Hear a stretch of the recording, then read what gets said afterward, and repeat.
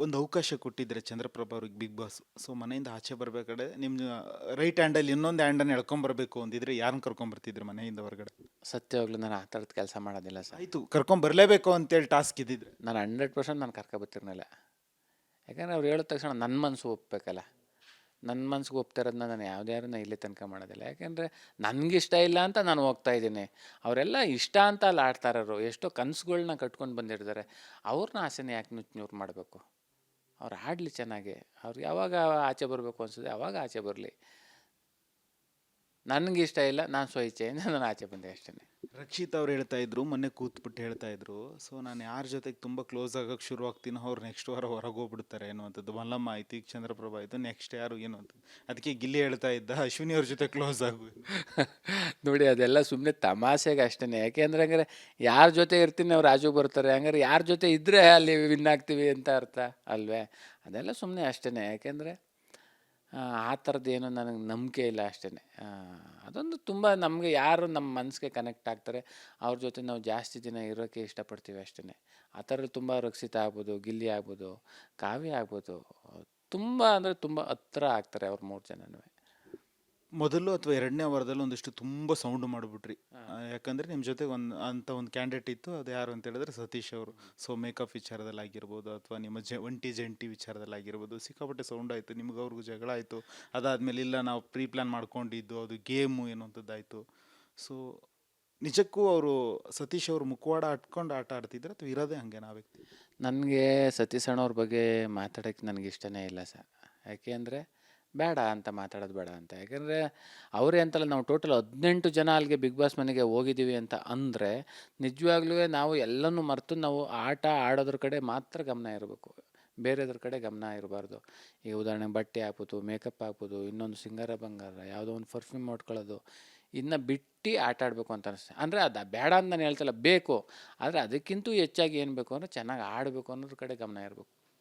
ಈಗ ಹಂಗಾಗೋದಾದರೆ last batch ಇವರು ಬರೀ ಪಂಚೆ ಹಾಕೊಂಡೇ ಆಡಿದ್ರು. ಈ ಬ್ಯಾಚು ನಮ್ಗೆ ಇಲ್ಲಿ ಬರೀ ಬನೀನು ಹಾಕೊಂಡೇ ಆಡ್ತಾನೆ ಅಲ್ವೇ? ಬಟ್ಟೆ ಉಡುಗೆ ತೊಡುಗೆ ಇಂಪಾರ್ಟೆಂಟ್. ಅಲ್ಲಿ ಬಂದಿದ್ದೀವಿ, ಯಾರಿಗೂ ಸಿಗಬಾರ್ದಂಥ ಅವಕಾಶ ಸಿಕ್ಕೈತೆ. ನಾವು ಇದೇ ಬಟ್ಟೆ ಬಗ್ಗೆ ಕೆಲವರೆಲ್ಲ ಕಮೆಂಟ್ ಮಾಡ್ತಾರಲ್ಲ, ಸುಮ್ಮನೆ ಇದೆಲ್ಲ game, so sympathy card maintain ಮಾಡ್ತಿದ್ದಾರೆ ಬನಿಯನ್ ಹಾಕೊಂಡ್ಬಿಟ್ಟು ಏನು? ಅದು ನನಗೆ ಗೊತ್ತಿಲ್ಲ ಸರ್. ಅದನ್ನ ಗಿಲ್ಲಿ ಬಂದಾಗಲೇ ಕೇಳ್ಬೇಕು ನೀವು ಸಿಂಪತಿ ಅಂತ. ಅಂದರೆ ನೋಡಿ ಸರ್, ನಾವು ಏನು ಹಾಕೊಂಡ್ರು ನಮ್ಮ ಬಗ್ಗೆ 100 ಜನ 100 ಥರ ಮಾತಾಡ್ತಾರೆ. ಈಗ ನಿಮ್ಮ ಬಗ್ಗೆ 100 ಜನ 100 ಥರ ಮಾತಾಡ್ತಾರೆ. ಬರೀ ಒಳ್ಳೆಯದಾಗೇನೆ ಸತ್ಯವಾಗ್ಲೂ ಮಾತಾಡೋದಿಲ್ಲ. ಆ 100 ಜನಕ್ಕೂ ಉತ್ತರ ಕೊಡಬೇಕು ಅಂತ ಏನಿಲ್ಲ.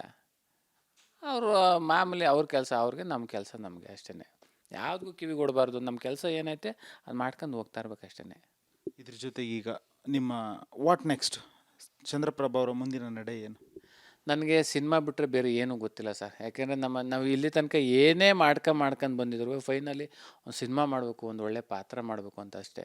ಆಮೇಲೆ ಅತಿ ಹೆಚ್ಚು ಹಿರಿಯ ಕಲಾವಿದರುಗಳ ಜೊತೆ ಮಾಡಬೇಕು ಅನ್ನೋದು ಒಂದು ದೊಡ್ಡ ಕನಸು.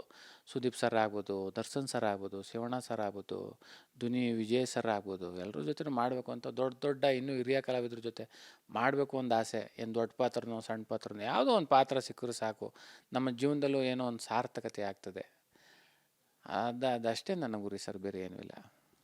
ಸೊ ಇದ್ರ ಜೊತೆಗೆ ಯಾರಾದರೂ ನಿಮ್ಮ ಜೀವನದಲ್ಲಿ ರೋಲ್ ಮಾಡೆಲ್ಲು ಈ ನಟ, ಸೊ ಇವ್ರು ಯಾಕಂದರೆ ಎಲ್ಲೋ ಒಂದು ಮೂಲೆ ಹಳ್ಳಿಯಲ್ಲಿ ಇದ್ದಂಥ ಚಂದ್ರಪ್ರಭಾ ಇವತ್ತು ಇಡೀ ರಾಜ್ಯ ಜನ ಗುರುತಿಸುವಂಥ ಒಂದು ಒಳ್ಳೆ ಕಲಾವಿದರಾಗಿದ್ದಾರೆ. ಸೊ ನಿಮ್ಮ ಬದುಕಿನ ರೋಲ್ ಮಾಡೆಲ್ ಯಾರು, ಯಾವ ನಟ? ಅಂದರೆ ನಟರಲ್ಲ ಸರ್? ಇಲ್ಲ ಸರ್, ನಮಗೆ ಅತಿ ಹೆಚ್ಚು ನಾವು ಜಾಸ್ತಿ ಯಾರು ನೋಡಿದ್ರೆ ಡಾಕ್ಟರ್ ರಾಜ್ಕುಮಾರ್ ಸರ್ದೇ ಸರ್ ಜಾಸ್ತಿ ನೋಡಿರೋದು. ಭಕ್ತ ಪ್ರಹ್ಲಾದ ಈಗಲೂ ಅವಾಗವಾಗ ಅದನ್ನು ಕ್ಲಿಪ್ಪಿಂಗ್ಸ್ಗಳು ಹಾಕೊಂಡು ನೋಡ್ತಾ ಇರ್ತೀನಿ.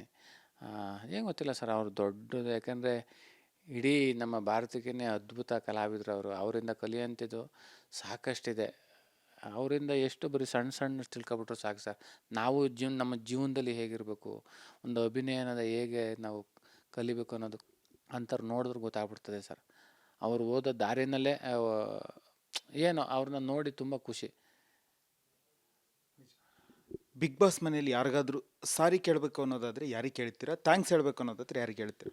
ನಾನು ಯಾರನ್ನೂ ಸಾರಿ ಕೇಳೋಲ್ಲ ಸರ್. ಯಾಕೆಂದರೆ ನಾನು ಯಾರ ಮನಸ್ಸಿಗೂ ಬೇಜಾರಾಗೋ ಥರ ಇದುವರೆಗೂ ನೆಟ್ಕೊಂಡೇ ಇಲ್ಲ ಸತ್ಯವಾಗ್ಲೂ. ಎಲ್ರಿಗೂ ಇಷ್ಟ ಆಗೋ ಥರನೇ ನೆಟ್ಕೊಂಡಿದ್ದೀನಿ. ಅದರಿಂದ ನಾನು ಯಾರನ್ನೂ ಸಾರಿ ಕೇಳೋಕ್ಕೂ ನಾನು ಇಷ್ಟಪಡೋದಿಲ್ಲ. ಸೊ ಬಿಗ್ ಬಾಸ್ ಮನೆಯಲ್ಲಿ 6 ವಾರಗಳ ಕಳೆದಂಥ ಬೆಸ್ಟ್ ಡೇ ಯಾವುದು ನಿಮ್ಮದು? ಇಲ್ಲ, ಅಲ್ಲಿ ಪ್ರತಿ ದಿನ ಪ್ರತಿ ಕ್ಷಣನೂ ನಾನು ಅನುಭವಿಸಿದ್ದೀನಿ. ಯಾಕೆಂದರೆ ಅಷ್ಟು ದಿನವೂ ಒಂದು ಮೆಮೊರಿ ಮತ್ತೆ ಪಡ್ಕೊಳಕ್ಕೆ ಸಾಧ್ಯನೇ ಇಲ್ಲ. ಮತ್ತು ಈ ಜನ್ಮದಲ್ಲಿ ಮತ್ತೆ ಹೋಗೋಕ್ಕೂ ಆಗೋದಿಲ್ಲ. ಆ ಬಿಗ್ ಬಾಸ್ಗೆ ಹೋಗೋವಂಥದ್ದು ಒಂದು ಜೀವನದಲ್ಲಿ ಒಂದೇ ಸಲ ಬರೋಕ್ಕೆ ಸಾಧ್ಯ, ಮತ್ತೊಮ್ಮೆ ಹೋಗೋಕ್ಕಾಗೋದಿಲ್ಲ. ಅಲ್ಲಿದ್ದು ಅಷ್ಟು ದಿನ ನಿಜವಾಗ್ಲೂ ತುಂಬ ಅನುಭವಿಸಿದ್ದೀನಿ. ಅದೆಲ್ಲ ನನಗೆ ಮೆಮೊರಿನೇ sir. So finally Bigg Boss ಕಪ್ಪನ್ನು ಕೈಲಿ ಹಿಡಿಯುವಂಥ ವ್ಯಕ್ತಿ ಯಾರು ಮನೆ ಒಳಗಡೆ ಅದು ಹೇಳೋದು ತುಂಬ ಕಷ್ಟ ಆಗ್ಬಿಡ್ತದೆ ಸರ್. ಯಾಕೆಂದರೆ ಈಗ ಆಗಿರೋದೇ 6 ವಾರ ಜರ್ನಿ, ಇನ್ನೂ ಹೆಚ್ಚು ಕಡಿಮೆ ಒಂದು 10-11 ವಾರ ಇರೋದ್ರಿಂದ ಈಗಲೇ ಇಂಥರೇ ಗೆಲ್ತಾರೆ ಅಂದರೆ ತಪ್ಪಾಗ್ಬಿಡುತ್ತೆ. ಯಾಕೆಂದರೆ ಅಲ್ಲಿರೋರೆಲ್ಲ ಅಷ್ಟು ಜನನೂ ತುಂಬ ಸ್ಟ್ರಾಂಗ್ ಇರೋದ್ರಿಂದ ಅದು ಏರಿಳಿತಗಳು ಆಗ್ತಾನೆ ಇರ್ತದೆ. ಈಗ ಒಂದು 6 ವಾರದ ಒಂದು ಫಲಿತಾಂಶವನ್ನು ತೆಗೆದುಕೊಂಡಾಗ ಗಿಲ್ಲಿಯವರು ತುಂಬ ಚೆನ್ನಾಗಿ ಆಡ್ತಾವ್ರೆ, ಅಶ್ವಿನಿ ಮೇಡಮ್ ಅವ್ರು ಆಡ್ತಾಯಿದ್ದಾರೆ, ರಕ್ಷಿತ್ ಅವರು ಆಡ್ತಾಯಿದ್ದಾರೆ. ಹೋಯ್ತಾ ಗೊತ್ತಿಲ್ಲ, ಕೆಳಗಡೆ ಇರೋರು ಮೇಲೆ ಹೋಗ್ಬೋದು, ಮೇಲೆ ಇರೋರು ಕೆಳಗಡೆ ಹೋಗ್ಬೋದು. ಹಿಂಗೆ ಆಗೋದಂತೂ 100% ಆಗೇ ಆಗ್ತದೆ. ಹಿಂಗೆ ಏರುಪೇರು ಯಾರು ತುಂಬ ಚೆನ್ನಾಗಿ ಆಡ್ತಾರೋ ಅವ್ರಿಗೆ ಮೋಸ ಆಗ್ಬಾರ್ದು ಅಷ್ಟೇ. ಇರುವಂಥ 16 ಜನದಲ್ಲಿ ಯಾರು ತುಂಬ ಚೆನ್ನಾಗಿ ಆಡಿ ಇಡೀ ಕರ್ನಾಟಕ ಜನತೆಗೆ ಮನಸ್ಸಲ್ಲಿ ಉಳಿತಾರೋ ಅವ್ರಿಗೆ ಮೋಸ ಆಗಬಾರ್ದು, ಅವ್ರು ಗೆಲ್ಲಬೇಕು. ಸೊ ಫೈನಲಿ ಆಡಿಯನ್ಸ್ಗೆ ಒಂದು ಕುತೂಹಲ ಇದೆ. ಮನೆ ಒಳಗಡೆ ಅಂತೂ ನಮ್ಮನ್ನು ಒಂದಷ್ಟು ರಂಜಿಸಿದ್ರು, ಅದಾದ ನಂತರ ಮೌನಕ್ಕೆ ಹೋಗ್ಬಿಟ್ರು ಚಂದ್ರಣ್ಣ. ಅದೇನೋ ಮನಸ್ಸಿಗೆ ನೋವು ಉಂಟಾಗಿ. ಇಲ್ಲಾದರೂ ಒಂದು ಡೈಲಾಗ್ ಅಥವಾ ಒಂದು ಹಾಡು ಹೇಳ್ಬೋದಾ? ಹೇಳ್ತೀನಿ ಸರ್. ನಾನು ಈ ಫೀಲ್ಡ್ಗೆ 2006ರಲ್ಲಿ ಬಂದೆ. ಇಷ್ಟು ಸಿನಿಮಾ, ಹಲವಾರು ಸಿನಿಮಾ ಆಗ್ಬೋದು, ಸೀರಿಯಲ್ ಆಗ್ಬೋದು, ಹಲವಾರು ಸ್ಟೇಜ್ ಶೋ ಎಲ್ಲ ಮಾಡಿದ್ವಿ. ಬಟ್ ಇಷ್ಟರಲ್ಲಿ ಎಲ್ಲೋ ನನಗೆ ತುಂಬ ಫಸ್ಟ್ ಟೈಮ್ ಸ್ಟೇಜ್ ಮೇಕೆ ಅಂತ ಹತ್ತಿ ಮುಖಕ್ಕೆ ಬಣ್ಣ ಹಚ್ಕೊಂಡು ಹೇಳ್ದಂಥದ್ದು ಒಂದೇ ಒಂದು ನನಗೆ ನೆನಪೈತೆ, ಅದು ಹೇಳ್ತೀನಿ. ಭೂಪತಿಯ ಕೇಳೆನ್ನೆಯ ನಮ್ಮಯ ರಾಜ್ಯದಳ್ ಪ್ರಜೆಗಳೆಲ್ಲರೂ ಸೌಖ್ಯದಿಂದ ಬಾಳುವರೇ,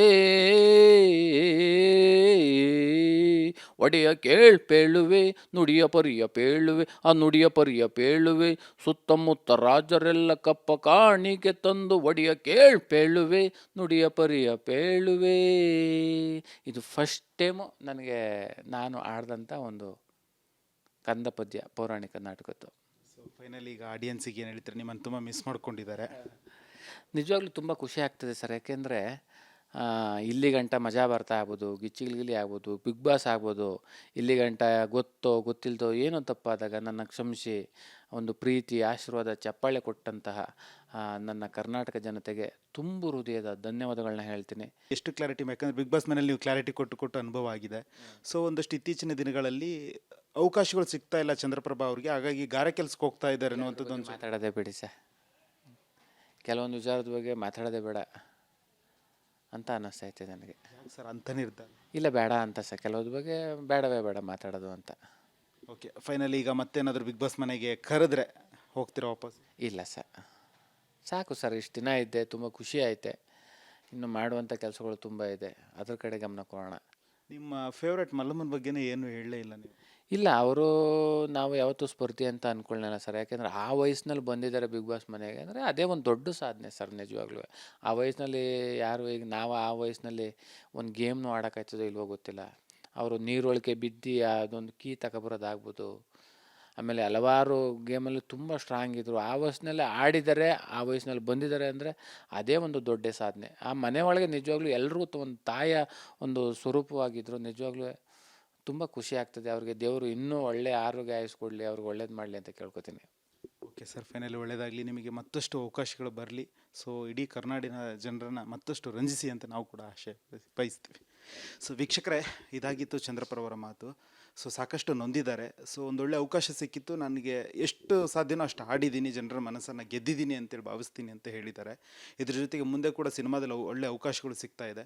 ಸೊ ಅವುಗಳನ್ನೆಲ್ಲ ಸರಿಯಾಗಿ ಬಳಸ್ಕೋತೀನಿ ಅನ್ನೋಂಥದ್ದು ಮಾತನಾಡಿ, ಸೊ ಇಡೀ ಕರ್ನಾಟಕದ ಜನರ ಮನವನ್ನು ಗೆದ್ದಿರ್ತಕ್ಕಂಥ ಚಂದ್ರಪ್ರಭಾ ಅವರು ಇವತ್ತು ಮನದಾಳದ ಮಾತನ್ನು ಹಂಚಿಕೊಂಡಿರುವಂಥದ್ದು. ಕ್ಯಾಮ್ರಾ ಪರ್ಸನ್ ಕೃಷ್ಣ ಜೊತೆ ಪ್ರವೀಣ್ ಕುಮಾರ್ ಸಲಗ್ನಳ್ಳಿ, ರಿಪಬ್ಲಿಕ್ ಕನ್ನಡ.